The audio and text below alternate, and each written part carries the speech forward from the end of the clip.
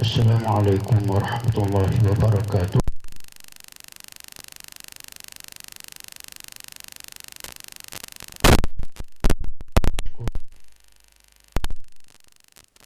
Ala habibina al-Mustafa Muhammadun wa aluh. Saudara-saudari yang dirahmati Allah sekalian, kita terus masuk kepada perkara 6, ketumbuhan. Di antara yang boleh kita ikhtiarkan bila berlaku sesuatu yang tidak kena pada jasmani manusia, seperti berlaku ketumbuhan. Maksud ketumbuhan, penyakit yang membengkak, sama ada dalam perut dia bengkak ataupun breast, buah dada dia bengkak, ataupun otak membesar atau bengkak. Kita istilahkan itu sebagai satu daripada yang dipanggilkan ketumbuhan. Ketumbuhan turut dikenali sebagai tumor, kerana dipanggil dengan tumor, tumbuh. Kalau dalam otak dia tumbuh, tidak mesti jadi kanser, tapi ada kemungkinan dia akan jadi kanser. Macam ketumbuhan dalam perut.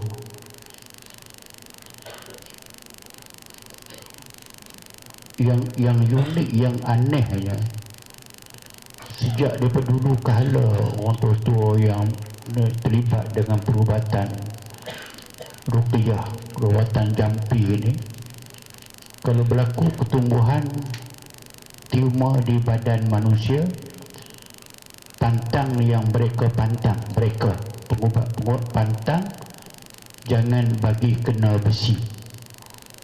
Maksudnya jangan dibedah. Dia tanya mereka, ayah saya pun tanya dia, kenapa itu pantang? Dia kata pantang-pantang, apa cakap banyak orang.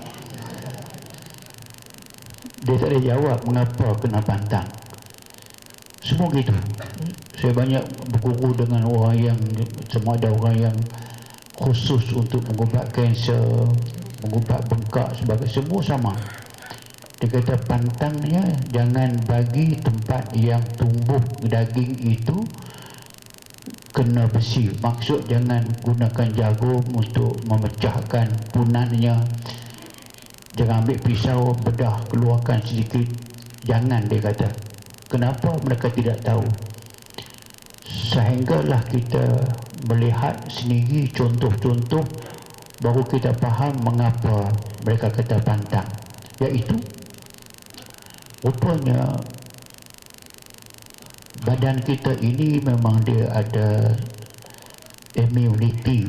Allah Ta'ala buat satu kekuatan badan untuk menolak, menyembuhkan sendiri penyakit yang datang ke dalam badan. Bila sampai masa immunity itu dia kurang, dia tak kuat, tenaga untuk melawan penyakit itu dia tak larat, maka dia mengalah. Di antaranya tumor ini dia bukan cepat membesar, dia bertahan, kadang-kadang tu bertahun-tahun dia tak membesar, ataupun dia ada membesar tapi lambat sangat, dah setahun setengah senti, 2 tahun 1 senti. Akan tetapi tumor itu, rawatan moden, doktor nak pastikan tumor tumbuh itu apa jenisnya, maka dia akan ambil sedikit dengan gunting, dia cubit, dia ambil sikit, dia panggil sampel, itu dihantar ke lab untuk diperiksa sama ada itu tumor itu tumbuh itu kanser ke tidak kanser. Dia hantar, dulu kita hantar ke Singapura, dulu kita hantar ke Australia, itu kita hantar pergi ke Singapura, kita lambat. Sekarang kita boleh buat di Malaysia. Tapi mesti ada orang prepare hantar ke Singapura, hantar pergi seminggu, dia balik keputusan. Nanti tengok nanti ya, saudara-saudara akan tengok, aku berjumpa kes yang ada orang yang ada biji dalam buah dada dia, atau biji dalam kelenjar dia, ataupun ada biji dalam kepala dan sebagainya. Bila dia ambil sedikit sampel, dihantar pergi ke lab, seminggu anda datang balik, selalunya kebanyakan kesnya anda akan jumpa doktor kata bukan kanser. Awak syukur ini bukan kanser, lega hati. Tapi kalau breast lepas dia ambil begitu, kata bukan kanser, itu dia membengkak. Dia pun cepat bertindak, sakit, pergi balik, doktor kata kita ambil lagi sekali, nak pastikan kanser ke tidak. Ambil kali yang kedua, pergi test, datang result confirm kanser. Jadi by observation, untuk melihat, bukan satu, banyak contoh itu. Maka maknanya yang pantang tadi itu timbul balik. Kalau tidak dikena besi, dia mungkin bertahan lagi, immunity body dia boleh lawan bengkak lagi, tak jadi kanser lagi, bertahun-tahun bertahan. Kalau kita rawat, mudah sembuh. Kita bantu immunity yang nak lawan. Tapi bila kena besi balik, yang kedua mengatakan kanser saja, maka cepat sangat dia develop. Akhirnya kena buang. Bila buang, dia ikut dengan terapi, radioterapi. Radioterapi dia masuk ke dalam kanser sel, masuk ke darah. Memang kanser dia melalui darah sampai ke paru-paru dan menyulitkan proses persembuhan. Apapun kita tidak boleh larang. Saudara-saudari yang menganggotai Darul Syifa, kita jangan larang. Orang tak nak pergi buat, pergilah buat. Tapi kalau tanya kita, kalau kita ada kuasa menahan, sabar dahulu, jangan ambil lagi sedikit contoh itu, kita rawat dahulu. Lebih senang. Tapi kalau dah kena jadi kanser dah, memang dia rumit. Sebab saya ulang balik, sebab tu pantang tadi itu, orang tua tidak tahu pasal apa, sebab mereka tidak ada eksperimen, dan kita berjumpa. Ada satu kes saya ingat sangat, satu kes dua orang adik-beradik kembar seiras perempuan, dua orang sama muka. Saya pun tak kenal mana adik mana kakak. Dua-dua kena breast cancer, kanan sama kanan. Dua beradik seiras, kembar seiras, muka lebih kurang sama. Seorang demam, seorang seorang sakit. Didapati dua-duanya ada biji dalam breast, ketumbuhan dah, tumor. Kakak ajak adik pergi ke hospital jumpa doktor. Pergi berjumpa, doktor kata ni dah 3 cm dah besar, so kita nak confirm, kena ambil sedikit ketumbuhan itu untuk pastikan apa dia. Kakak bagi, doktor ambil simple, inject, ambil daging itu. Adik tak bagi. Kakak bagi ambil, adik tak bagi ambil. Adik datang ke Darul Syifa, kakak ambil. Pada mulanya memang tidak ada keputusan sama ada kanser atau tidak. Tapi lepas ambil itu, kakak punya breast membengkaknya amat ketara, merah dan panas. Adik tidak membengkak, kakak membengkak. Bila bengkak, pergi pula. Doktor tengok, dia kena ambil lagi sekali biopsi, ambil contoh daging untuk masuk lab. Ambil yang kedua, confirm kanser. Adik tak pergi berubat Darul Syifa. Doktor kata tak boleh, nak kena remove, kena buang semua. Bila nak buang, cek tengok dia dah pindah ke kiri dah, tadi kanan kan. Kena buang dua-dua breast. Mereka belum kahwin lagi, buang 2 breast. Adik tidak buang, dan tidak tambah bengkak. Ikut dengan terapi, gugur rambut apa semua itu biasalah, itu bukan masalah, tumbuh balik. Tapi tak sempat, dia kena 6 kali terapi kan, 6 kali dia panggil 6 kos. Tak sempat 6 yang saya ikuti kes tu, dan 4 kali saja dia pingsan, dia tak tahan dan kembali ke rahmatullah. Dah tak apa, itu ajal, meninggal. Adik tak buat biopsi, bukan saya nak suggest jangan pergi, jangan. Saya nak cerita ni apa yang berlaku depan saya. Maka adik begitu jadinya tak payah buang, dan adik itu masih bernafas sampai hari ini. Kakak dia meninggal bukan kerana itu hospital tu hanya sebab sahaja, tapi nak bagi tahu balik kepada saudara, mengatakan bahawa mungkin itu kita kata betul. Maknanya orang tua dulu yang kata pantang itu jangan kena besi, itu bila kena besi dia cepat develop, dia jadi kanser, maka kita mesti merawat, boleh. Okey, itu pengenalan kepada yang nama dia tumor, yang nama dia membengkak, yang membesar ini. Tapi ulang lagi sekali, terpulang dia akan tanya kita, Ustaz boleh tak saya pergi ke hospital? Tak, terpulang ke adik yang menanggung. Saya hanya akan mengikhtiarkan, kalau adik yakin dengan kita teruskan. Adik nak pergi ke hospital, silakan, sebab kita ini bukan alternatif, kita supplementary, suplemen, kita bantu. Ada orang nak pergi tak apa, yang tak mau pergi tak apa, kita buat. Okey, apa ikhtiar kita? Kita ada ikhtiar, yang pentingnya kita ruqyah. Ruqyah ini memang ada khusus bacaan doa mengecilkan barang yang besar ini.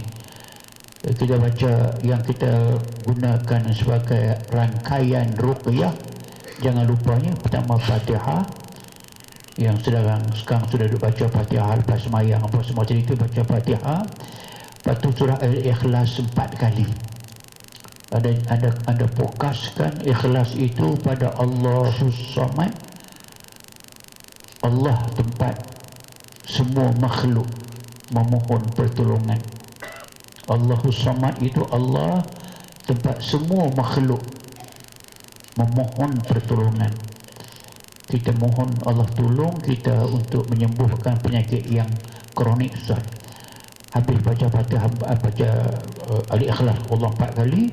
Lepas tu baca doa yang kita sebut penghilang sakit, mensembuhkan sakit, Bismillah 3 kali, dan A'udzu bi'izzatillah itu 7 kali.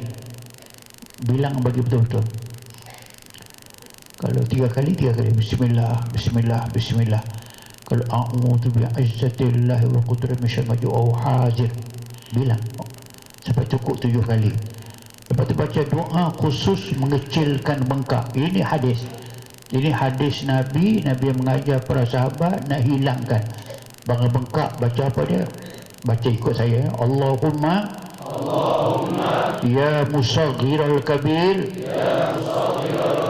wa ya mukabbiras saghir saghir ma bihi ya arhamar rahimin. Sebab doa Nabi ajar para sahabat, memang doa Nabi kebanyakannya dia pendek-pendek. Maksud pendek-pendek itu boleh anda baca sekali, boleh baca 3 kali, baca macam itulah. Untuk itulah itu doa Nabi.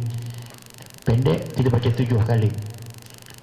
Bismillah kita ringkaskan dengan nama Allah, dengan boleh itu 3 kali.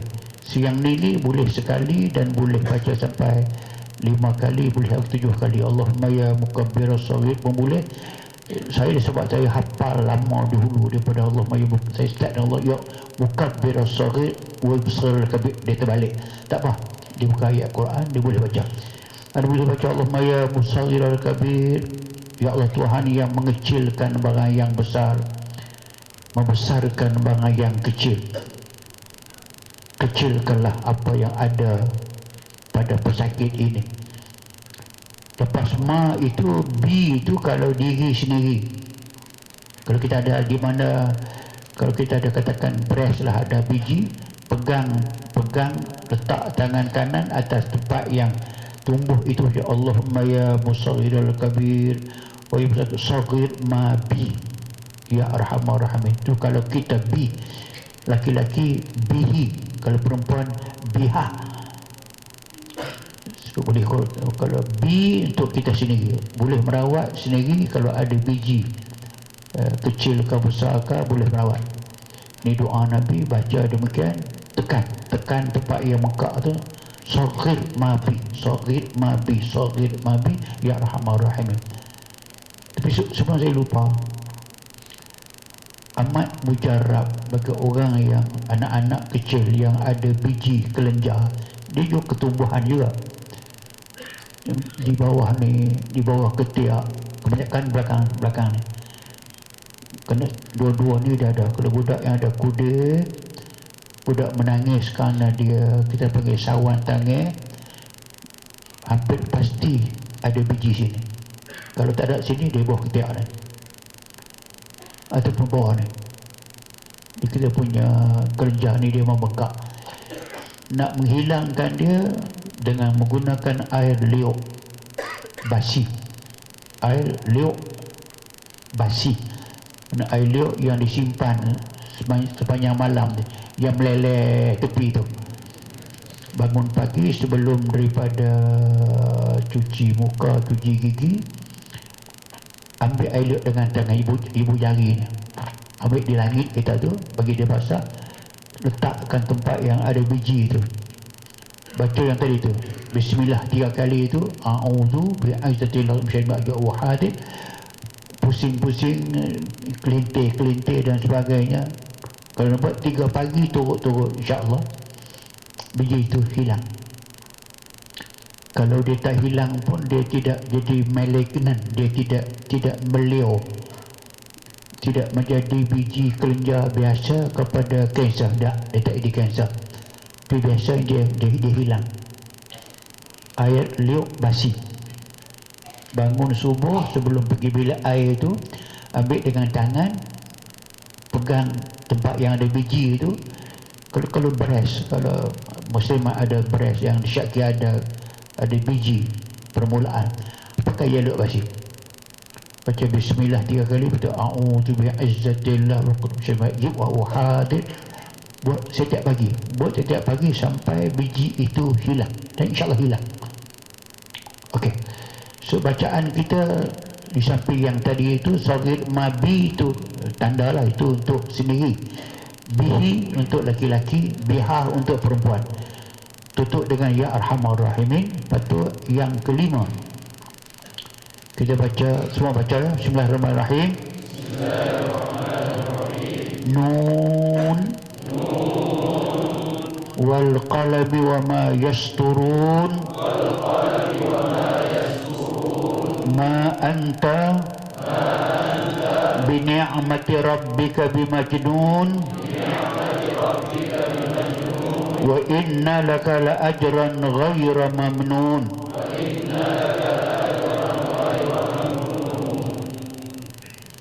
Tengok ayat ini, ayat Quran, tapi memang makna dia amat tepat dengan penyakit.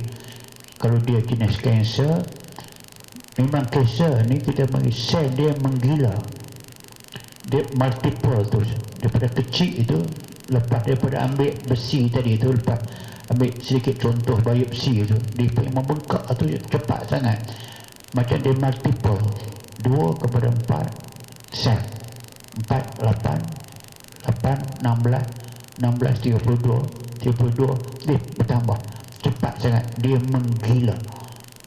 Sel itu dia gila, dia bertindak terliar sangat. So ayat ini kata, dengan nikmat Allah Tuhan kamu tidak jadi gila. Ma anta bi ni'mati rabbika bimajnun.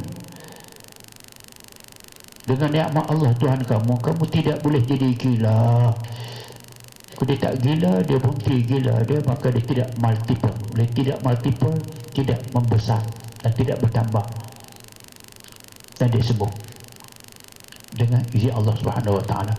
So inilah yang kita katakan komponen bacaan, ulang balik Fatihah, Ikhlas, Qul Huwallah baca 4 kali, Bismillah 3 kali, Allah 7 kali, lepas tu doa pengecil bengkak Allahumma ya mukhassas tadi yang akhir dengan nun sampai 5 tu anda baca pada air dan baca pada tempat yang membengkak tadi.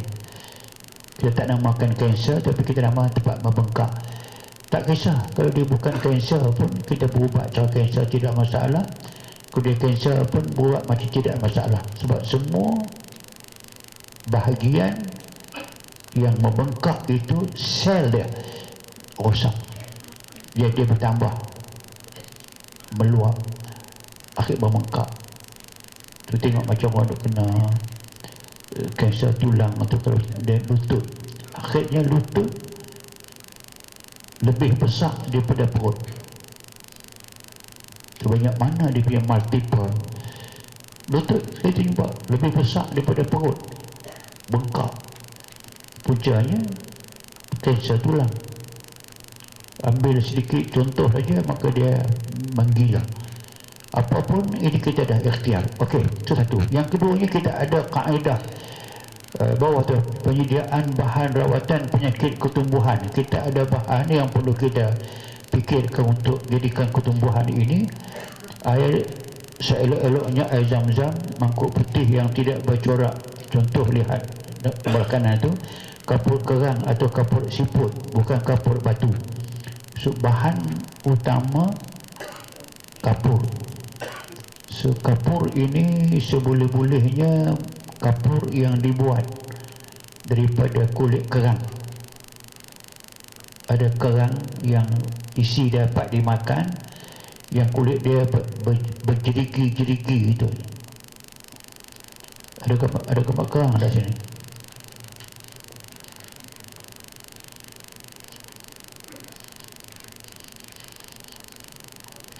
Tak ada gambar kerang, tak apa. Okey. So dijual. Di Kedah ada dijual, di Pekan Rebu ada.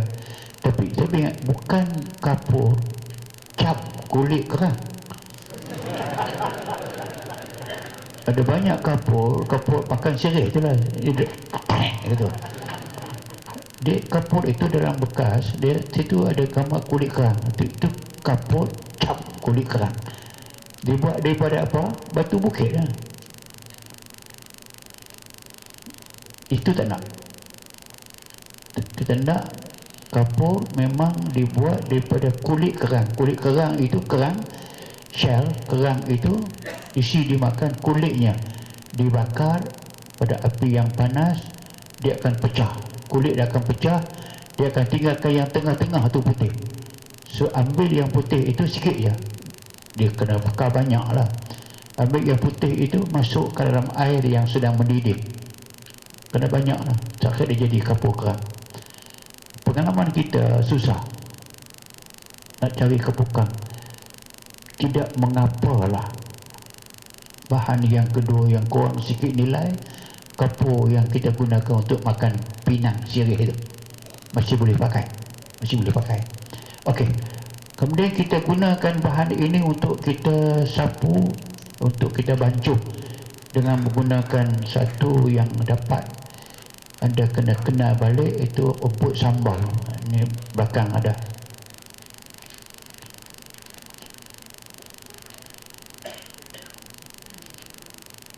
Halaman 229 tu, 229 ada tajuk 18 itu rumput sambal. Rumput ni anda kena kenal betul-betul. Rumput ini nak digunakan untuk banyak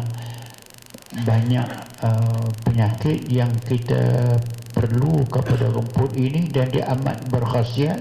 InsyaAllah Allah izinkan sembuh. Satunya ni kanser. Keduanya kalau kita ada penyakit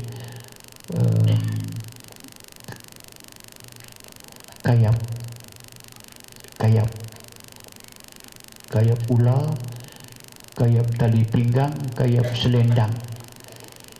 kayap kepala, semua kayap ini insyaAllah saya akan ajarkan. Kalau kayap semua orang kena, banyak orang kena, amat mujarab dengan rawatan kita.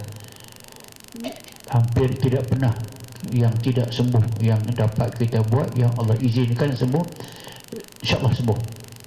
Kalau macam kanser pun Allah izinkan sembuh. Tapi yang penting anda kenal pasti itu pokok rumput sambau. Rumput ini banyak di keliling rumah. Ke tempat yang ada lembu, orang berlembu lagi banyak ada. Di tepi taik lembu tu dia punya favorite dah. Tu rumput sambau. Sebaik-baik rumput sambau ini rumput sambau yang tidak dimakan binatang, tidak dipijak oleh makhluk manusia. Ada tepi-tepi pagar, bawah-bawah pokok tu ada. Sebaik-baiknya anda ambil yang muda, tidak tua sangat, dan jangan diambil, jangan dicabut waktu kemarau kuat. Rumput berada pada tanah yang keras, ada cabut, akar dia putus. Kalau musim hujan senang ada cabut, akar dia tak putus, dia keluar. Kalau musim hujan, kalau musim tidak hujan, penyakit bukan tunggu musim hujan, bila-bila pun sakit berlaku. Maka boleh ambil dengan syarat ada tuang air dahulu di pokok tu, sebab dia bagi tanah tu lembut, supaya akar dia tidak banyak yang putus. Yang penting ambil akar tu, ambil pokok dengan akar sekali.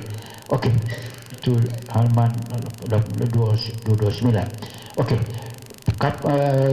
mangkuk memang kena mangkuk putih. Itu contoh dia lah. Kalau mangkuk kaca, saya sebut ni keutamaan, itu yang terbaiknya, itulah kita belajar asal. Kalau tak ada, ambil apa yang ada. Mangkuk tak ada, ambil tempurung. Itu saya kata. Jadi kalau boleh mangkuk putih, rumput sambal tadi yang cantik, yang tidak banyak sangat putus akar dia, yang tak dimakan binatang, orang tak pijak pun, cantik. Nak ambil rumput macam biasalah kaedah kita, anda boleh sebut dengan nawaitu, niat nak ambil. Sebab kesemua makhluk dalam dunia ini Allah buat untuk kegunaan manusia. Ayat Quran, wa sakhkhara lakum ma fil ardi jami'ah. Allah Ta'ala buat kesemua dalam alam ini untuk manusia gunakan dia. Binatang pun untuk manusia. Ada ingat ke tidak? Ada kena mengena dan nak faham kaedah pokok ni. Satu peristiwa Nabi dalam perjalanan dengan para sahabat melalui satu perkuburan yang Nabi dapati ada 2 kubur. Dalam perkuburan itu yang Nabi terus minta pisau, Nabi sendiri pergi potong Jaridatun Nakhli. Jaridatun Nakhli ialah pelepah tamat yang hijau. Satu pelepah tamat Nabi belah 2. Nabi pergi pacak ke atas satu perkuburan dan pacak lagi satu perkuburan. Sahabat yang tengok itu, walima fa'al tahu ya Rasulullah, apa sebabnya Rasulullah buat demikian?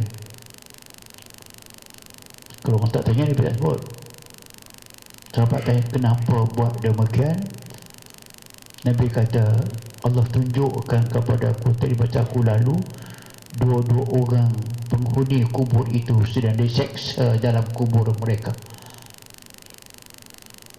Satu diseksa kerana dia suka berjalan dengan namimah, mengumpat orang, mengeji orang, mencerita keburukan orang saja.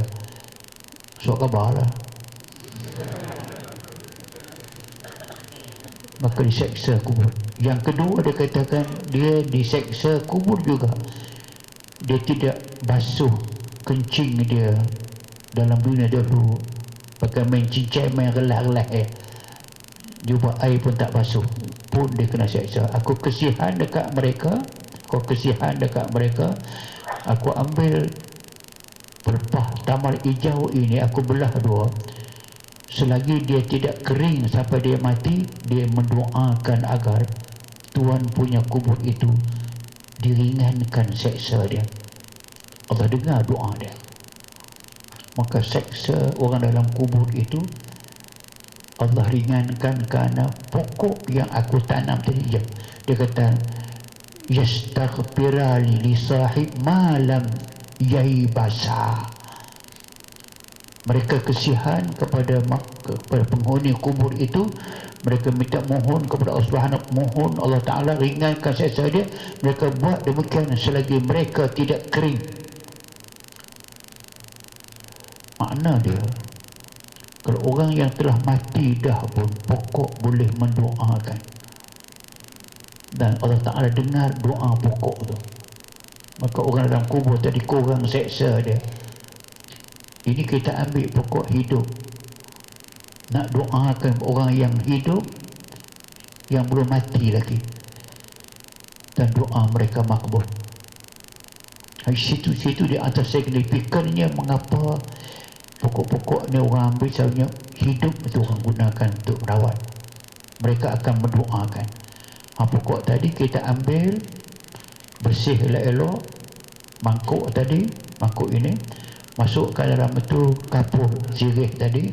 Kau dapat kapur kerang, kau tidak kapur sirih biasa, masukkan air sikit, maka ada gaul untuk disebatikan antara air dengan kapur tadi, dengan membaca, sama membaca tadi, baca Fatihah, baca Qul Huwallah, baca Bismillahirrahmanirrahim sampai Nur Bagus tu dibaca sambil anda menggaulkan untuk melarutkan antara air dengan kapur sirih tadi.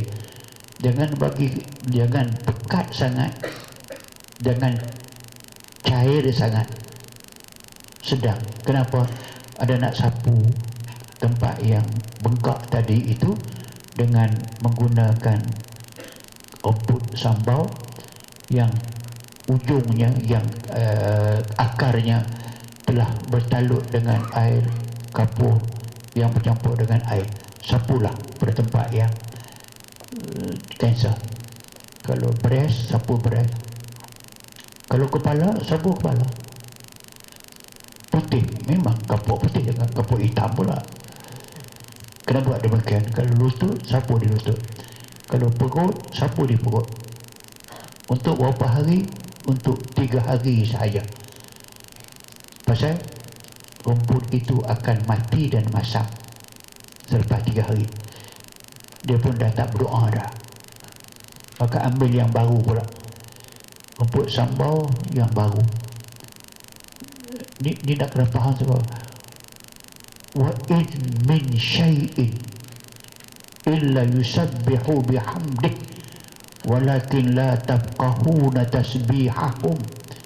Wa in min syai'in, apa sahaja, apa sesuatu dalam dunia ini, dalam alam ini, hatta kepada batu, kepada pasir pun, pokok dan sebagainya, yusabbihu bihamdih, mereka bertasbih memuji Allah senantiasa. Walakin la tafqahu tasbihahum, cuma kamu, saya manusia, tidak faham tasbih mereka. Tu wasyamsu wasyajar yasjudan wan najmu wasyajar yasjudan. Bintang dan pokok-pokok sujud kepada Allah Subhanahu wa taala. Atas itulah maka bahan-bahan ini kita faham, mereka di samping kita mendoakan, mereka juga mendoakan. Mungkin doa mereka mungkin lebih makbul doa kita, kerana antara perawat-perawat ni bukan semua meminta dengan Allah Subhanahu wa taala. Tok Bungo kena minta daripada syaitan, minta daripada bintang, minta daripada entah apa benda, tapi dia gunakan bahan.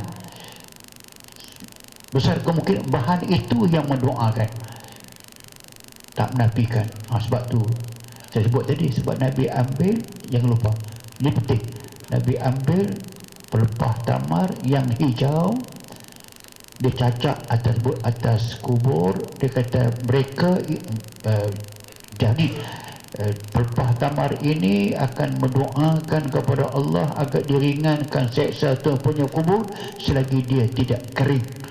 Maksud tidak mati, pokok ada hidup. Itulah kita gunakan opuk sambal tadi. Kita buat demikian untuk beberapa kali. Itulah yang di bawah ni kata air seelok-eloknya Zam-Zam, mangkuk putih yang tidak bercorak. Contoh dia dapat lihat kapur kerang atau kapur tiput, bukan kapur batu. Ingat ya, itu kalau boleh pakai yang pertama, yang kedua. Kalau tidak pun terpaksa pakai juga yang itu. Sebab kita nak bergantung sangat, kapur pun makhluk.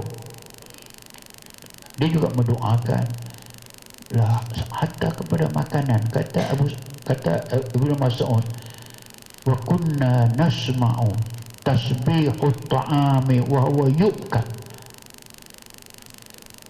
Ibnu Mas'ud kata satu masa kami makan makanan roti yang telah masak dah.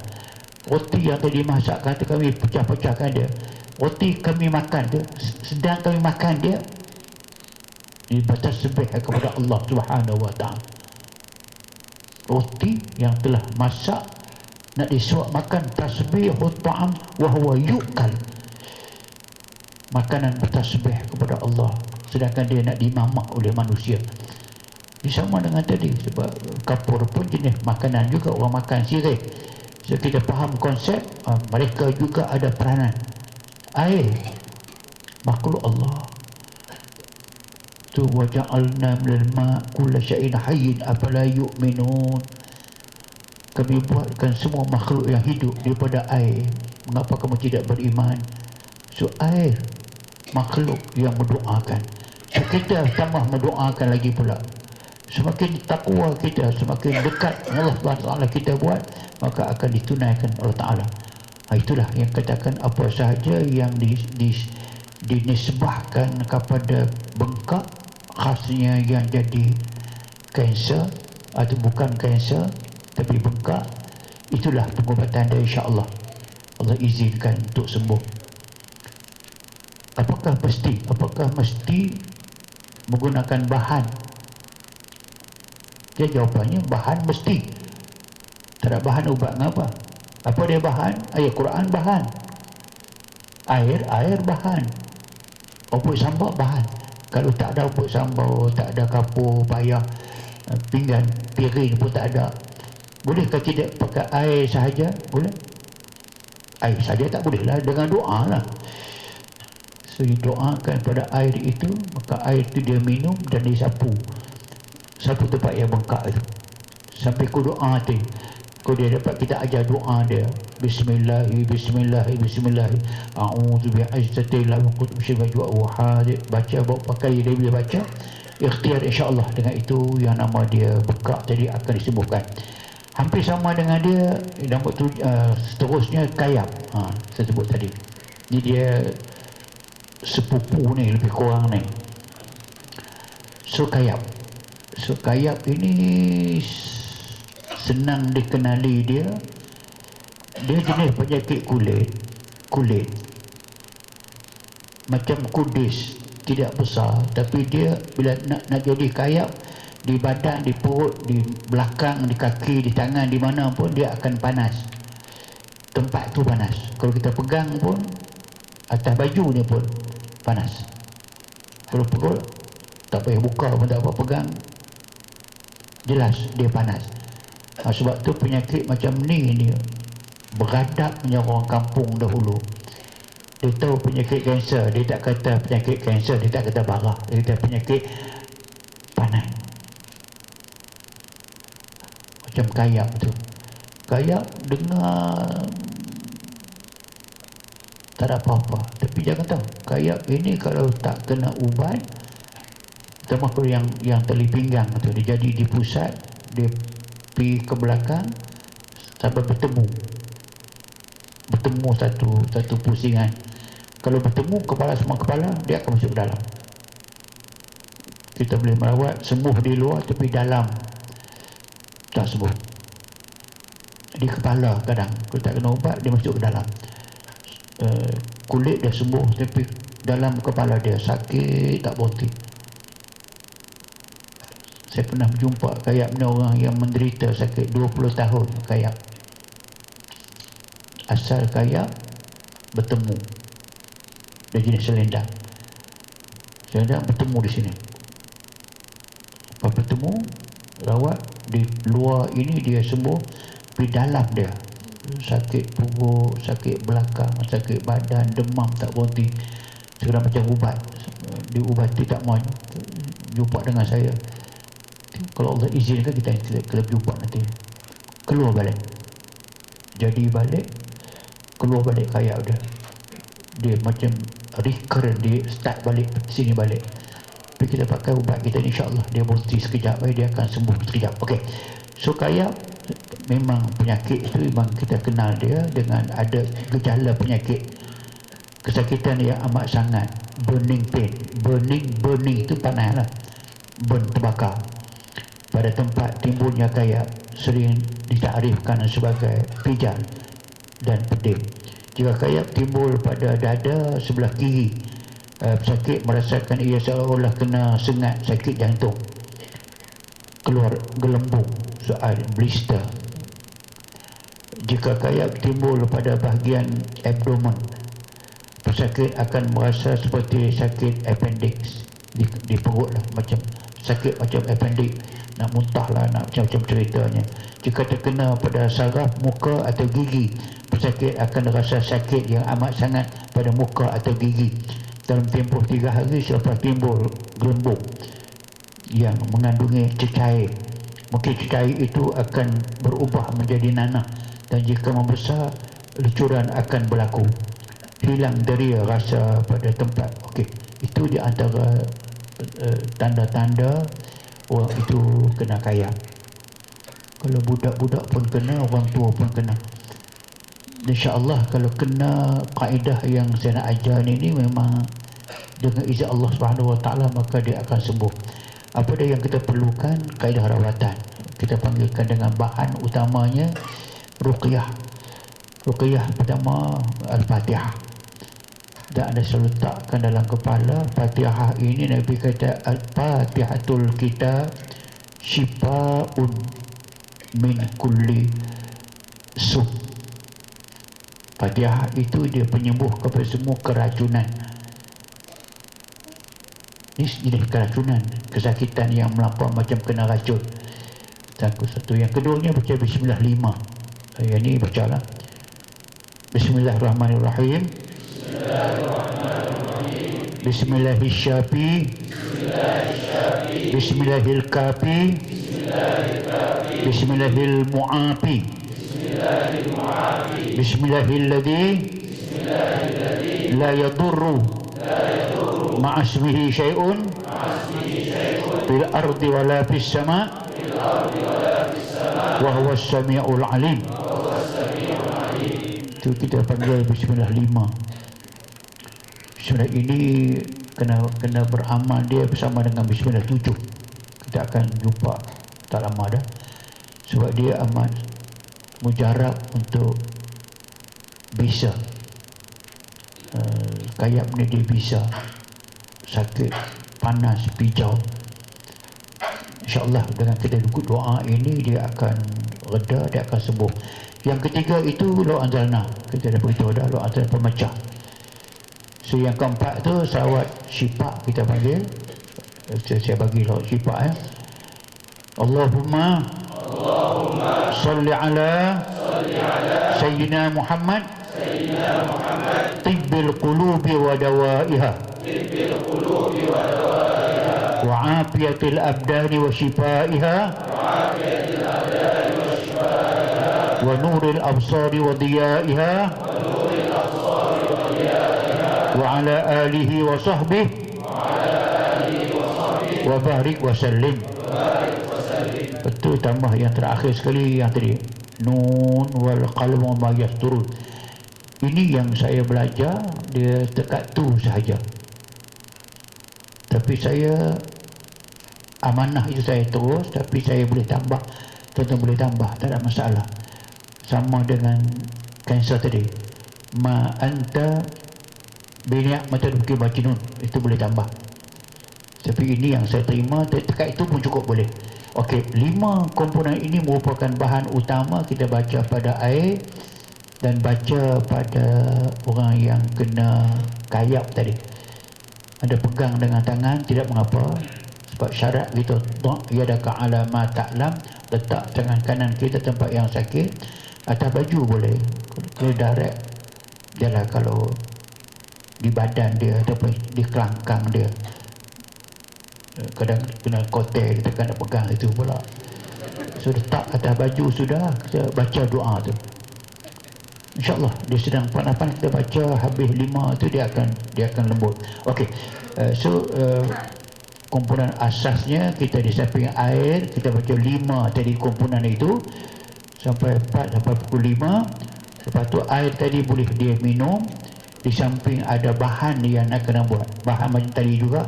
Bahannya ni rumput sambal yang tadi tu, bedak sejuk asli.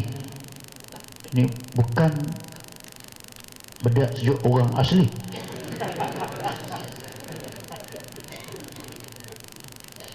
Ini kena bezakan.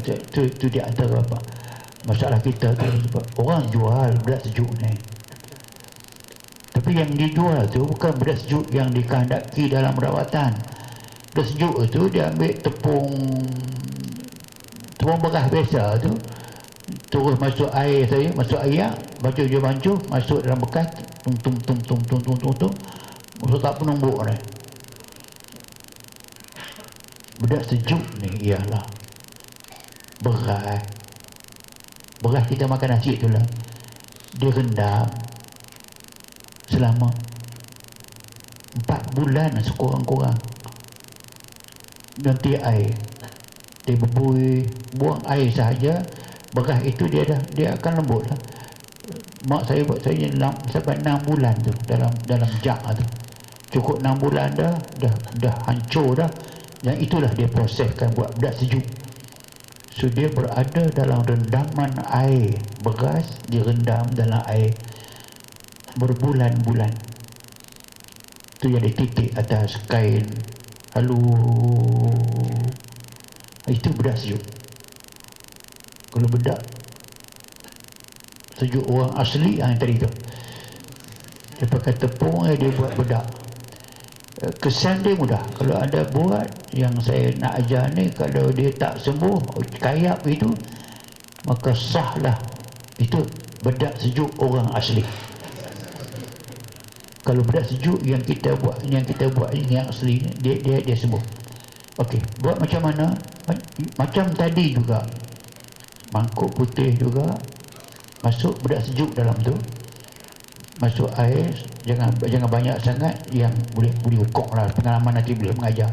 Ambil oput sambal tadi, kacau dia itu, baca yang 5 komponen tadi, Fatihah, baca Bismillah 7, Bismillah 5 tadi itu, baca ke semua itu. Bila habis saja anda kena sapu, jangan pakai main hentam aja. Tanya dia start di mana. Contoh dia kalau start sini, lepas tu dia bergerak ke sini. Maknanya sini kepala. Tempat mula, tempat dia merayap tu kepala. Kadang sampai tengah belakang dah. Kadang kita jumpa hampir nak bertemu balik dah. Hampir nak bertemu semula dah. Kalau anda gunakan kaedah tadi itu, lepas doa tadi, put sambal itu, Nabi potong tengah-tengah dia tu. Potong tengah-tengah tu, sapu. Dia ni jenis orang yang cukup beradab.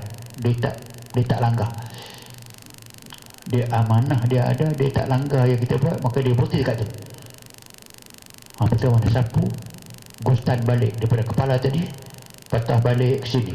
So jangan mula tempat yang dia steady, itu ekor. Dia merayap ke mana? Merayap ke sini, ada potong kepala. Letak di kepala tu, baru tolak dengan sebut sambal tu sampai ke tempat mula tadi. maka sekejap sahaja bila kering air itu, ada nampak dia keputih-putihan, bedak sejuk telah melekat pada tempat yang ada kayap ini, dan orang itu akan merasakan sejuk, dan dia tidak boleh ambil pensel, boleh ambil marker, anda boleh tanda tu tempat yang kita, dia tak akan lawan, dia berhenti. Bila berhenti, besok dah dia tak panas, lusa 3 hari dia karam, maka dia sembuh dan tidak akan ada sebarang konsekuen daripada yang dipanggilkan sebagai itu. Okey, cara penyediaan dan penggunaan bahan. Tengok dulu bahan untuk rawatan kayap 115 halaman.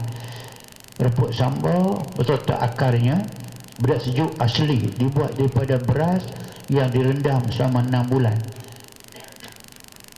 Tak mesti 6 bulan, kalau 3 bulan pun dah okey. Yang pentingnya beras itu bila dia berada dalam air selama berbulan-bulan itu, dia benar-benar jadi sejuk. Itu panggil bedak sejuk. Dititiskan atas kain, dijemur sampai dia panas, sampai dia kering, dia jadi biji halus-halus gitu. Itulah bedak sejuk. Sebiji mangkuk putih yang tidak bercorak. Tadilah cara penyediaan dan penggunaan bahan. Ambil rumput sambal beserta akarnya, pilih yang segar, kemudian dibersihkan. Jangan pun dengan tanah-tanah berbuah pelan pun. Cuci dululah bagi itu. Okey. Hancurkan bedak sejuk dengan air kepekatan sederhana dalam mangkuk putih yang tidak bercorak. Tadilah. Pegang batang rumput sambal, kemudian kacau bancuhan bedak dan air dalam mangkuk mengikut arah pusingan lawan jam. Saya begitu dah. Semua jenis pusingan anda kena buat ikut sunnatullah, ikut lawan kepada pusingan jam. Tak kata faham ke? Pusingan lawan jam dengan menggunakan akarnya sambil mengacau, bacalah doa. Seperti ini. Sama mengacau itu, doa tadi 5 komponen itu dibaca ke semua sekali. Sapu pada tempat kayap dengan menyentuhkan akar rumput sambal pada tempat yang sakit. Tempat yang ada biji itu yang tumbuh, semua kena akar yang bersalut dengan bedak sejuk yang telah kita larutkan. Kayap mempunyai kepala dan ekor. Saya sebut je. Kayap ada kepala dan ekor. Ke arah mana dia merayap, itu kepala. Ke arah yang stagnan, itu ekor. Ke arah di mana dia merayap, dia start kepala. Dia start kepala, kadang dia turun sini, turun di sini, semua kena sampai ke bawah. Dia pergi celah kangkang, naik ke atas, main ke belakang balik, bertemu balik. Kalau selendang start sini, dia turun ke bawah, dia naik balik. Dia merayap tu, saya tak lagi nampak biji sakit, bertemu balik. Kalau bertemu susah, kalau tak bertemu senang kita nampak. Kita buat saja, dia terus berhenti, dia tak akan bertambah lagi dah. Okey, tu kayap mempunyai kepala dan ekor. Tempat mula tumbuh kayap dipanggil ekor, manakala tempat akhir tumbuh dipanggil kepala. Yang merayap di kepala. Cara merawat ialah dengan menyapu secara memotong di bahagian depan kepala. Sapuan kemudiannya bermula di kepala, berakhir di ekor. Semua dah saya terang tadi dah. Anda baca balik, kau tak faham, baca sampai anda faham, okey, anda buat demikian. Petua rawatan penyakit kayap. Jika kayap telah bercantum, saya sebut tadi, kayap ini telah bercantum, dia marah sampai bercantum. Kalau kayap ular, dia di belakang, dia laluan dia macam laluan ular. Kalau kayap selendang, dia start turun ke bawah, diulang balik sampai atas bahu. Kalau tali pinggang, dia start di sebelah kiri, dia start sebelah kiri biasanya, dia merayap sampai kepada keliling pinggang. Kalau kita buat yang belum bercantum, mudah. Okey, apa je contoh? Jika kayap telah bercantum mengelilingi badan dan telah masuk ke dalam badan, maka untuk merawatnya perlu menggunakan kayu sepang. So, kayu sepang, kayu yang amat keras, sekarang panggil raja kayu. Kena carilah kayu. Sepang tu kayu ada kan, nama-nama sepang. Kayu sepang, kayu tu dia kemerah-merahan, dia keras. Kalau gaji pun payah masuk, pisau biasa payah. So nak gunakan kayu sepang ni, serbuk kayu sepang.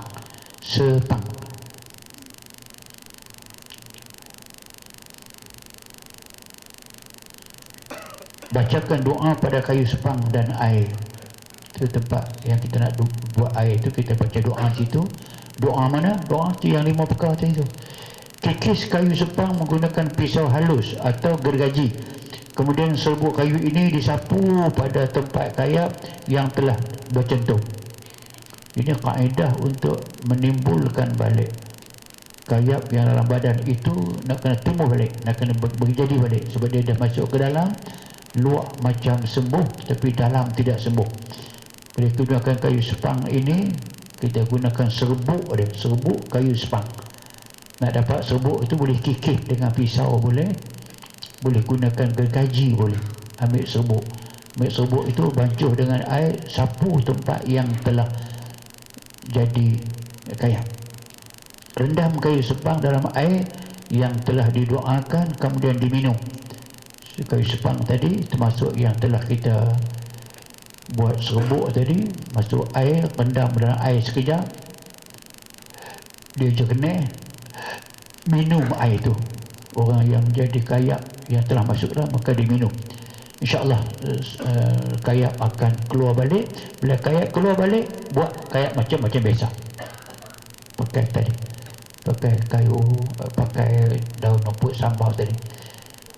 Itu dua kaedah yang saya rasa amat sesuai sangat kita hayati, kerana dia selalu kita berjumpa. Kanser pun makin banyak sekarang, kanser. Kayap, kita banyak kayap ni yang doktor-doktor Kok Kajang ni, Kok Bangi ni, dia yang tahu. Dia tengok kayap, dia kata ini kena pergi Darul Shifa ni. Sebab kalau hospital dia bagi lagi sapu krim, lagi jadi, lagi sakit, dia tahu ada ni pergi Darul Shifa. So kita InsyaAllah kita rawat dia boleh menjadikan satu daripada pertolongan bagi orang yang menghadapi masalah. Okey, apapun kesemua ini tergantunglah kepada rahmat Allah, kebulan doa daripada Allah. Tidak hanya ikhtiar, tapi tetaplah merupakan satu ikhtiar yang Allah yang Nabi sebut, faida asaba dawa udda bari'a bi isnillah. Bila penyakit sesusah mana pun dia kena dengan ubat, ya Allah takdirkan untuknya bari'a, maka dia sembuh pun dengan izin Allah Subhanahu wa taala.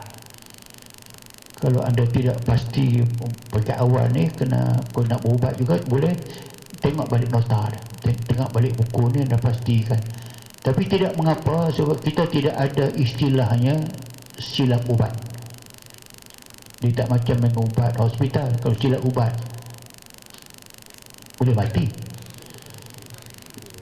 Kita tak ada. Kita sebab kalau kita bagi makan pun, air yang kita doakan, kalau tadi kalau silap pun nak silap apa, kayu tu bukan bahan yang dilarang.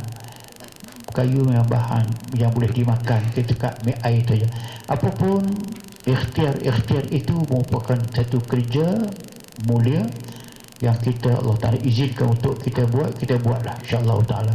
Dengan dua ini sudah akan faham balik, insyaAllah akan berguna. Terima kasih. Ada soalan saya tidak banyak ni. Ini adakah habbah sauda tidak boleh diamalkan pada perempuan yang mahu mengandung? Mohon penjelasan Ustaz. Tidak. Sebab ada hadis terang. Hadis kata habbatus sauda shifaun min kulli da. Jintan hitam itu dia penyembuh kepada semua penyakit. Orang tak nak mengandung tadi itu memang dia penyakit, dan memang makan ubat itu satu daripada ikhtiar untuk kesembuhan penyakit dia, dia boleh makan habah sauda. Cuma kalau seorang itu pernah mendengar orang kata seorang nak mengandung atau seorang yang mula mengandung, dia pernah dengar orang habaq dekat dia, si fulan tu dah mengandung dah, dia makan habaq sauda, gugur anak dia. Psikologi tu, kalau masuk dalam kepala dia yang tu, dia mengandung atau dia makan pula habaq sauda, mungkin Allah izinkan untuk dia lahir anak lebih awal, ataupun kita panggil dengan telah keguguran, itu mungkin kebetulan. Tapi sebagai kaedah, kalau Nabi kata begitu, maka dia boleh gunakan. Nak mengandung pun boleh pakai ubat, boleh pakai, insya-Allah. Bagaimanakah cara perawat lelaki merawat ketumbuhan pada pesakit wanita, khususnya kanser payudara? Bolehkah letakkan tangan? Okey, kaedah rawatan itu tetap ada. Da' yadaka ala ma ta'lam, letak tangan kamu atas tempat yang sakit. Letak di mana? Tengok saya rawat. Letak di belakang. Kalau kanser dia kanan, letak di belakang dia, atas baju dia. Yang pentingnya kita letak itu seolah-olah kita meletakkan di breast dia. Tapi kerana adab kita dengan hukum tidak mengizinkan demikian, syarat itu kita pakai letak di belakang. Kerana letak atas bau ya. Yang penting kita ada touching. Tangan pun boleh, tapi saya letak kata bau boleh. Satu. Yang keduanya, saya akan terang nanti lebih detail, tapi kesahihan boleh laki-laki merawat perempuan, boleh perempuan lelaki, sahih dengan hadis Rubaiyah binti Muawiz, ditegang dalam dua juzuk kitab Fathul Bari, juzuk 11, juzuk yang ke-6, membahaskan bolehkah tidak boleh. Sebab sahabat-sahabat Nabi yang cedera dalam peperangan dahulu dirawat oleh golongan Rubaiyah binti Muawiz, perempuan, Ummu Sulaim perempuan, Ummu Habibah perempuan, dan Syifah binti Abdullah. Apa mereka buat? Nudawil jarha, kami merawat luka. Ada cuba bayang, tengok perempuan nak merawat luka macam mana kalau tak pegang. Mengangkat mereka, hantar ke Madinah. Kesimpulan dia memang boleh dipegang, tapi kita minimumkan pegangan itu. Kalau boleh tak pegang tak apa, tapi letak tempat yang tidak mendatangkan masalah, maka berdoalah. Yang penting doa ada itu akan memakbul, insya-Allah. Ini minta tolong Ustaz syarahkan ayat ini. Oh, panjanglah syarah tu. Wa yawma yahsyuruhum jami'a ya ma'syar jin qad istaksartum minal ins qala awliya'uhum. Ini hari kiamat nanti, semua akan dikumpulkan. Allah Subhanahu wa taala, semua manusia dan kesemua jin. Pada ketika Allah kata kepada jin, wahai kumpulan jin, kamu ni punya bilangan yang jauh lebih besar daripada manusia, tapi kamu menjadi makhluk yang sentiasa derhaka kepada kami. Dan kamu juga ada awliya, manusia ada wali, ada pemimpin, jin pun ada pemimpin dia. Dia ada ketua dia, ada. Dan ketua-ketua inilah yang telah menyesatkan jin-jin yang lain. Macam manusia juga ada awliya, ada manusia yang ketua-ketua mereka menyesatkan manusia. Apapun, ayat menyatakan bahawasanya manusia tak akan terlepas daripada seksa Allah. Macam juga makhluk nama dia syaitan juga akan menghadapi seksa Allah Subhanahu wa taala. Bolehkah doa yang muka besar ini digunakan untuk membesarkan benda yang kecil?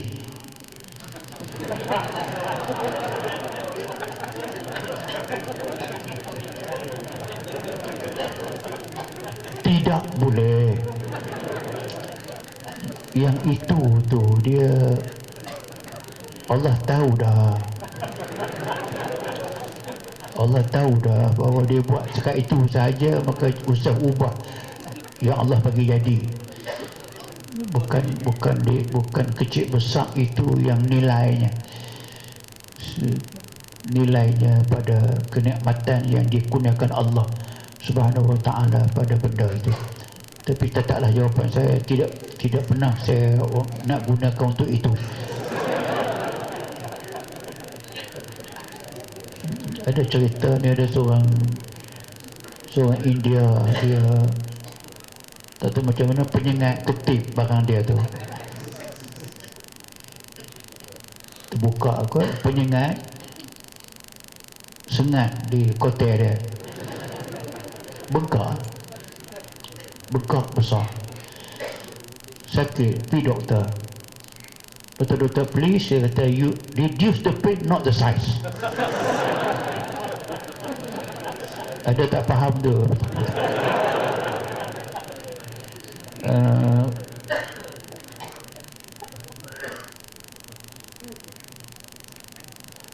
Ini beku, tongsil, kanser mulut, tekak dan sebagainya. Bagaimana ubat dia? Ya, kalau kanser, ubat kanser, tongsil, memang kita yang mungkin pada sore boleh gunakan itu. Serawan mulut tu di antara yang kita sebut dulu ni. Kalau saudara nanti yang tangan orang yang pernah masuk dalam mulut buaya, tangan masuk dalam mulut buaya, walaupun berkurun-kurun bertahun-tahun dah, so tangan itu amat mujarab, yang boleh dilihat dengan mata kepala. Yang sakit mulut khasnya budak-budak lah, macam sakit putih, lidah tu sakit, pegang aja, termasuk yang jadi sawan, pegang aja dengan tidak baca apa-apa, maka dia cepat sembuh.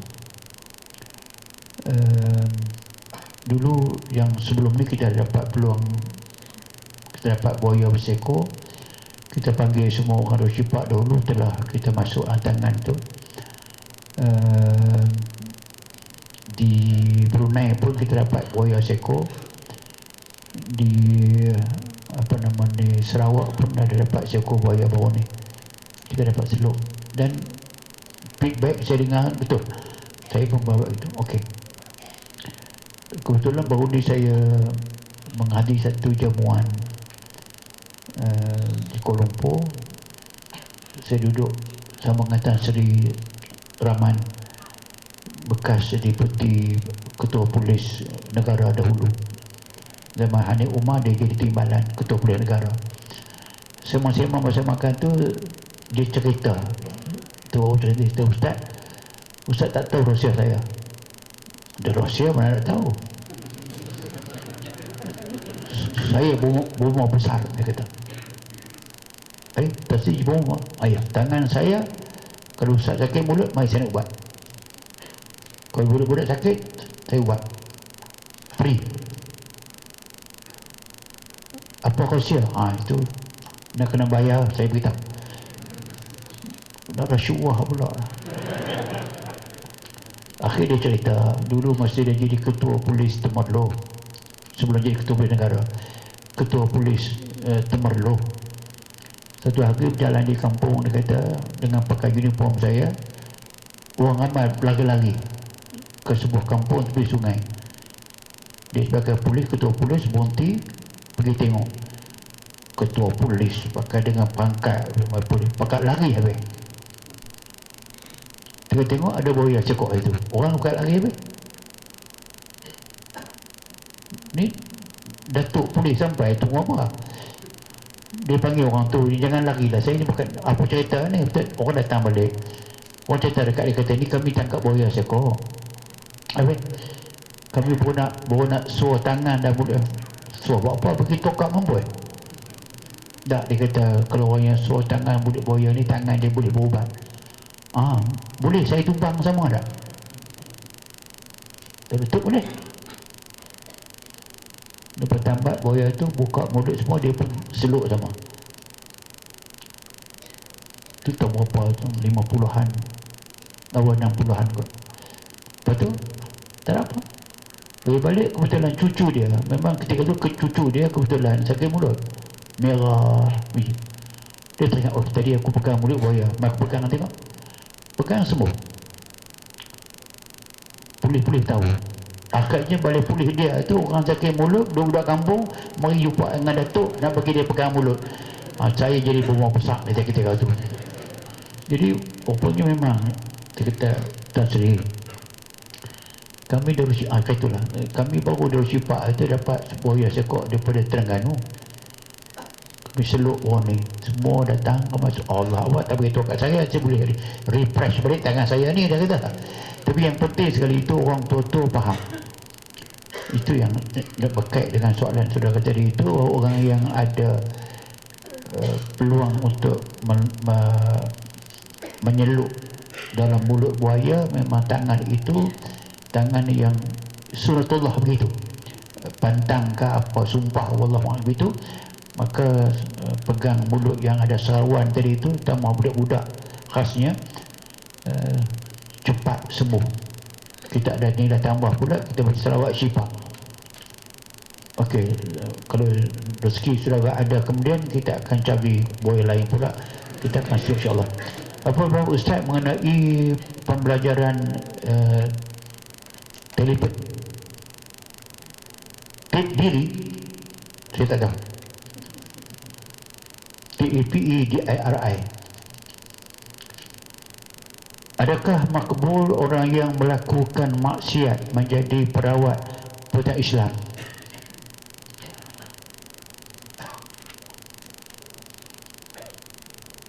Orang berubat cara melakukan kesyirikan Allah Ta'ala pun semua. Bermusiam tu syirik, orang pergi semua. Orang asli, orang asli tu batin asli itu, dia berubat, dia minta dengan apa? Minta dengan mojos itu jadi hantu. Tapi semua makna dia nak jawab, kata kita ini sebaik-baiknya orang yang makbul doa itu orang yang paling hampir dengan Allah Subhanahu Wa Taala, yang tidak ada maksiat. Sebab tu yang kita katakan, iza taqarraba ilayya abdi bin nawafil ahbabtuhu. Bila hamba aku melakukan semua yang wajib lalu buat yang sunat-sunat kepada aku, sunat doa, ibadat kepada aku, ahbabtuhu, aku cintai dia. Bila aku cinta dia, dia boleh melihat dengan pandangan aku, memukul dengan tangan aku, berjalan dengan kaki aku. Wala in sa'alani la'u'tiyannahu. Orang itu jika dia minta kepada aku tunai permintaan dia. Wala in ista'adha bi la'u'idannahu. Jika dia minta perlindungan dengan aku bagi perlindungan dengan dia. Hadis Bukhari. Itu yang terkatakan, maka orang tu yang macam Nabi minta doa, bukan minta doa yang kecil-kecil itu. Nabi minta doa, ya Allah tolong belahkan 2 bulan. Nabi minta Allah Ta'ala belah 2 bulan. Bulan tu belah 2. Iqtarabatis sa'ah wa insyaqqal qamar. Kiamat dah hampir dah, bulan terbelah 2. Belah bulan 2 itu bukannya sihir, berlaku sungguh. Kalau anda boleh naik atas bulan, pergi jumpa, akan berjumpa dengan belahan bulan. Makna dia permintaan daripada orang yang paling hampir ke Allah Subhanahu Wa Taala memanglah makbul. Sebab kita, siapa yang tak buat maksiat? Kalau tuan-tuan tak buat maksiat, tuan-tuan bukan manusia, malaikat. Mana semua orang buat maksiat, cuma kecil besar saja. Maksiat bukan mesti yang anda buat sendiri. Anda tengok orang buat maksiat, tak larang dia, tumpang dapat semangkuk. Reda dengan kekufuran, kufur sama. Menyokong orang yang menentang hukum Allah, dapat share. Tu kalau anda tengok dalam surah Hud ayat 113. Hud 113. Wala tarkanu ila alladhina zalamu fatamassakumun nar wa ma lakum min awliya summa la tunsarun. Hud 113. Jangan kamu menyokong, tarkanu, jangan kamu menyokong, memihak ila ladina zalamu, kepada pemerintah yang zalim, ataupun mana-mana orang yang bertindak zalim, kamu sokong kezaliman dia. Fatamassakumun nar, kalau kamu mati ketika itu, api neraka akan membakar kamu. Wa ma lakum, kamu tidak ada sebarang awliya, membantu selain daripada Allah. Sumalatun sarun, kamu tak akan dapat sebarang pembelaan. Jadi balik atas je lah. Kalau itulah, siapa yang tidak menyokong orang yang zalim? Tak zalim pemerintah, zalim atau orang pejabat pun. Ada ketua pejabat yang kita tahu dia zalim, tapi kita sokong dia juga. Okey, apapun, tetaplah manusia ini berdosa. An-nasu khatta'un wa khairu khatta'in at-tawabun. Semua kita buat dosa, buat salah, dan kita istighfarlah Allah Subhanahu wa taala banyak-banyak, Tuhan ampun, berubatlah. Tidak tertakluk kepada dosa kecil, ada dan besar. Sebab tadi saya katakan, hatta orang yang buat dosa besar sendiri pun, orang syirik sendiri pun, dia berubat, Allah izinkan dia berubat, sembuh juga. Wallahu a'lam.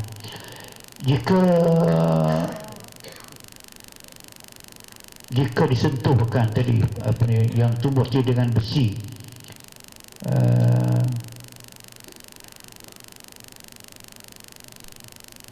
okey, termasuk melakukan akupuncture. Akupuncture tidak kena pada tempat yang bengkak tu. Akupuncture sama ada di kepala, di hidung, di tangan, di kaki.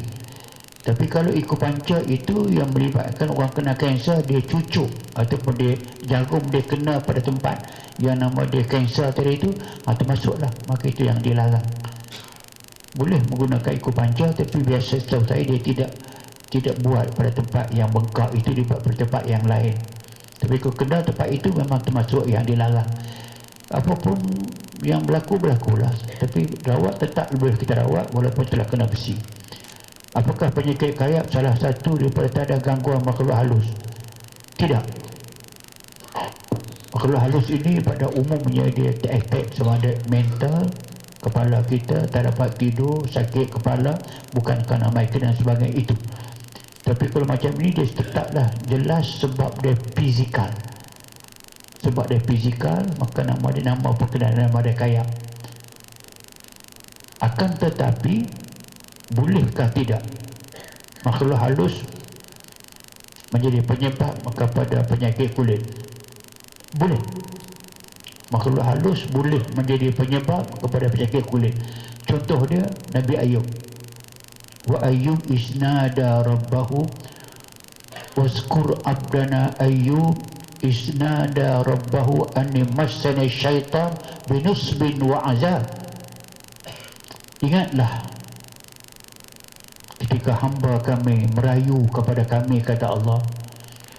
Dia kata, ya Allah, saya diganggu oleh syaitan.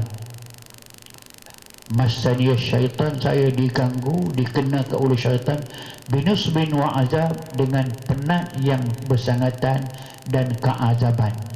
Penat itu makna dia apa? Sakit rohani, dalaman, hilang ketenangan kerana sakit, tak berhenti, tapi iman tak berubah. Wa azab, kulit dia hancur, kulit dia hancur. Pada aku tengok dalam tengah-tengah tafsir tu yang kita Israiliyat tu, dikatakan sampai kepada peringkat kepala dia sendiri pun penuh dengan ulat, badan dia busuk. Walaupun saya tak terima sebab takkan Nabi sampai teruk begitu. Tapi balik ayat Quran jelas. Wazkur abdana Ayyub isnada rabbahu anni massani syaitanu binusbin wa azab. Ingatlah ketika hamba kami merayu kepada kami dengan mengadu. mengatakan syaitan telah mengenakan ke atasnya penat yang amat sangat dan azabnya penyakit kulit. Jelaslah itu dia boleh. Tapi Allah tidak izinkan berlaku terus menerus. Berlaku tidak banyak. Tapi pada balik kepada soalan, kalau yang nama dia kayap tadi itu, dia tidak tertakluk ataupun tidak ada kena-mena dengan syaitan, cuma dia penyakit kulit, ada virus kulit. Nak bertanya, madu lebah yang sudah dibaca ruqyah, ada semut masuk ke dalamnya, bekas tersebut lebih 20 ekor. Boleh bilang adakah nak dibuang madu itu atau buang semut saja? Anda buang madu lebah yang lekat bersama dengan semut sahaja. Kalau pakai kalau mangkuk besar begitu, pakai sudu, buang atas itu, sebab semut ni dia ada air kencing. Bila dia sangkut, dia kencing. Jadi maka buang itu sahaja. Semut tetaplah makhluk Allah yang hidup pada mulanya, dia mati jadi bangkai. Bila bangkai, dia tak masuk sampai ke bawah, so, dia pekat. Maka buang atas sahaja, yang bakinya boleh diminum, tak ada masalah. Itu pun kalau nampak semut tu boleh bilang. Kalau tak nampak, telan dengan semut-semut, alhamdulillah kenyang. Tak apa, tak nampak tak apa. Tapi aku nampak, dia tak boleh, dia sudah jadi bangkai. Sebangkai, ambil ukur bangkai lah, maka dia tidak boleh. Tambah 20 ekor, 20 ekor kenyang lah tu. Boleh tidak mandi limau jika sudah buat rawatan tepung? Boleh. Sebab kesemua itu balik kepada hukum asal. Al-aslu fil asya'i al-ibahah. Semua perkara dalam dunia ini asasnya, al-aslu asalnya dia harus, sehingga ada dalil diharamkan. Arak sebagai contoh, asalnya memang Islam turun arak di minuman. Umar ada rumah dia tu bertung-tung arak. Abu Bakar ada arak, yang tak ada Nabi je, Ali tak ada. Betul apa? Balik kaedah al-aslu tu kaedah. Asal kesemua perkara adalah harus, ibahah harus, sampai dalil ada baru tak boleh. Yang arak ada dalil kemudian inamal khamru al-asawul aslam, tak boleh. Bertaruh, memang Abu Bakar bertaruh. Abu Bakar bertaruh dengan seorang orang kaya Quraisy. Abu Bakar kata Rum, ulibatir Rum yang menang dengan Parsi kalah, Rum menang. Rum akan dikalahkan oleh orang lain dalam masa bid'ah sini. Maka baca ayat Quran itu kepada orang kafir, orang kata mengarut, bohong, mustahil Rum yang begitu hebat boleh kalah dalam masa tak sampai 10 tahun. Kemudian sekarang kita katakan bahawa mereka akan dikalahkan oleh Rusia dalam masa 5 tahun. Mustahil. Okey, ulang balik. Bila keluar ayat itu, orang tu kata mustahil, orang kata tak mustahil. Bertaruh dengan sekumpulan unta yang banyak, berjudi. Dengan lain perkataan, Abu Bakar berjudi. Tapi ingat, ketika itu belum diharamkan lagi bertaruh ni. Macam sebut tadi, asalnya harus bertaruh sampai cukup 7 tahun dah. Maka orang yang berlawan dengan Abu Bakar itu datang klaim pertaruhan dia, sebab kamu kalah pertaruhan, Rum tak kalah apa-apa lagi. Bukan kata datang dekat Nabi, dia kata apa maksudnya ghulibatir Rum fi bid'i sinin. Nabi kata bid itu ialah bilangan sebelum 10, maksimal 9 tahun. Kita tu dah 7 tahun, lagi 2 tahun, dah 7 tahun dah. Aku bertaruh dengan orang Arab itu, banyak sangat unta aku akan habis, akan diambil oleh orang musyrik itu, kerana aku bertaruh dengan dia. Wakar pergi khabar dekat dia kata bid Aisinin itu 9 tahun, kamu baru 7 tahun, tu lagi 2 tahun. Ini 2 tahun. Betul. 8 tahun memang Rum dikalahkan. Apabila menang maka dia dapat untung besar. Lepas tu baru datang ayat yang mengharamkan segala pertaruhan judi. So saya terang yang tadi, ayat jadi nak mengatakan bahawasanya apa yang kita buat limau kita jangan buat, kita boleh buat. Itu ada bergantung kepada asalnya, kesemuanya harus, melainkan ada dalil haram baru kita berhenti. Oleh itu maka boleh tidak mandi limau tu memang dia boleh, tak ada masalah. Banyak perkara rawatan ni dibalik kepada pengalaman. Fas'alu ahla dzikri in kuntum la ta'lamun. Kamu tanya orang yang ada ilmu. Ahla dzikri, orang ada ilmu, kalau kamu tidak tahu. Orang ilmu dia tidak sembunyi ilmu dia. Kalau mereka ada khasiatnya mandi limau, termasuk khasiat mandi bunga. Kalau saya mandi bunga tu saya ambil yang tadi. Bunga itu mendoakan agar hajat orang yang mandi dia itu untuk dapat suami sebagai contoh, isteri sebagai itu. Dengan hadapan bunga itu mendoakan, Allah terima doa bunga, maka dia dapat. Dan dia tidak salah kerana tidak ada larangan. Okey. Sama juga yang lain yang ini timbul masalah sebab macam kita rawat orang, nama dia dengan nama bin mak dia. Banyak rawatan dia orang gunakan bin mak. Contoh bin mak ni macam orang baca talqin.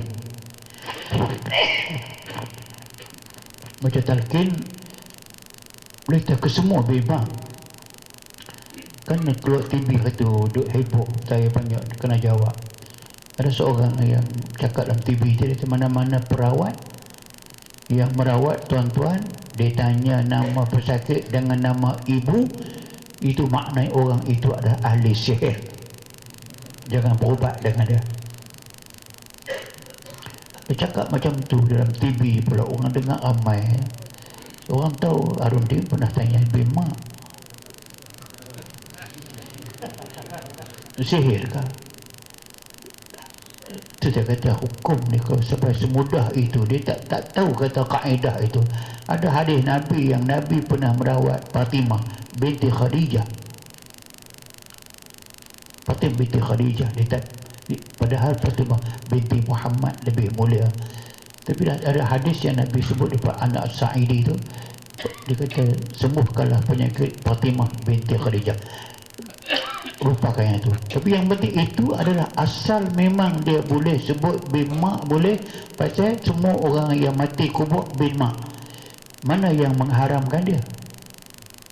Tidak ada sebarang hadis yang mengharamkan. Mengapa dia mengharamkan? Tak boleh. Kalau buat demikian jadi sihir. Itu fitnah. Dan kamu tidak ada ilmu, kamu bercakap. Kaedah fiqahnya asal kesemuanya maka boleh gunakan bimak. Namun demikian, saya menggunakan pendekatan lebih dahulu. Kalau kita beramal dengan satu benda yang boleh tapi menimbulkan fitnah, kita buat satu perkara yang boleh, syarak kata boleh. Tadilah macam kita gunakan limau, syarak kata boleh sebab asal memang harus, tak ada dalil yang mengharamkan. Tapi menimbulkan fitnah, kita tak buat. Pasal kita ada pilihan lain yang lebih jelas. Sebab tu maka tak ada masalah. So air kolah masjid boleh buat minum tak? Dan dicampurkan dengan air mineral. Bolehkah tidak minum air itu? Dia bergantung kepada air itu mutlak atau tidak. Air mutanajis, air makruh, air mutlak. Air mutlak, air yang tidak bercampur dengan sebarang najis. Kalau air yang kurang 2 kolah jatuh najis dalamnya, walaupun tidak berubah warna, tak berubah rupa dan sebagainya, tetaplah dia najis. Kalau air lebih 2 kolah, air banyak, jatuhlah bangkai gajah dalam tubuh tapi tidak berubah warna dia, tidak busuk dan sebagainya, tetaplah dia harus dan boleh diminum. Nak jawab soalan, air kolah itu dia dikira air mutlak atau tidak? Kalau tidak mutlak, ambil uduk macam mana? Bila boleh ambil uduk tu mana air itu air yang mutlak, boleh digunakan untuk mandi, untuk minum. Minum orang basuh kaki dalam tu. Tu saya kata bila basuh kaki tu air tu 2 kolah ke tidak? Kalau kurang 2 kolah mungkin dia bercampur dengan najis. Kaki dia pijati ayam. Bila lebih 2 kolah dia tidak akan kotor, tidak akan najis. Dikatakan air yang 2 kolah la yahmilu khubusa. Air lebih 2 kolah dia tidak mengandung sebagai khubus, sebagai kotor, maka boleh. Namun demikian, eloklah air kolam masjid itu kita buat untuk mandi sahaja, bagi mengelak daripada adanya tafsiran unhygienic, tak bersih. Maka air kolam masjid yang didoakan itu boleh digunakan untuk mandi, minum. Air zam-zam ada, air mineral ada, ya hidrosifak dah, dipakai hidrosifak. Sebab tu bagi mengelakkan daripada yang dikatakan menimbul, yang mengundang tafsiran yang boleh bawa kepada negatif, kita elakkan. Sebab kita ada pilihan lain yang banyak yang tidak menimbulkan masalah. Demikianlah untuk malam ini, insya-Allah taala kita akan menjualkan Al-Fatihah.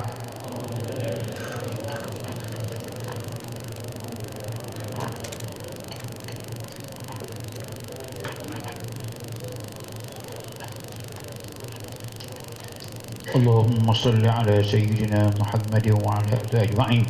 Alhamdulillah rabbil alamin, hamdan yuwafi ni'amaka fi mazila. Ya Allah ya Rabbana lakal hamdu kama yanbaghi li sultani. Ighfir lana dhunubana wa israfana fi amrina wa sabbit aqdamana fas'al qawmil kafirin. Allah ya kabir astaghfiruka ihhamna jami'a ya Allah, ijma'na ala mahabbatika wa quranika ya Allah, ijma'na mahabbatika ya kabir arhamar rahimin, walhamdulillah rabbil alamin. Subhanakallah bihamdika astaghfiruka wa atubu ilaik. Bismillahirrahmanirrahim. Wal 'asri innal insana lafi khusr alladhina amanu wa 'amilus solihat wa tawasaw bil haqq wa tawasaw